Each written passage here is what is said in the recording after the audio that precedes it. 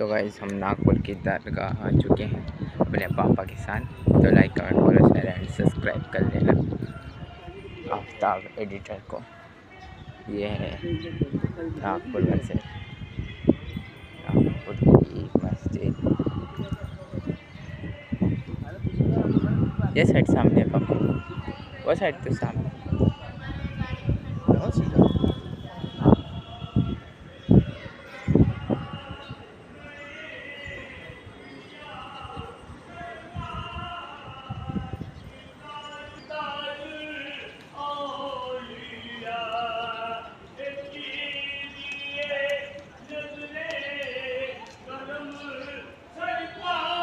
खुल्लं करे 10-20 हाँ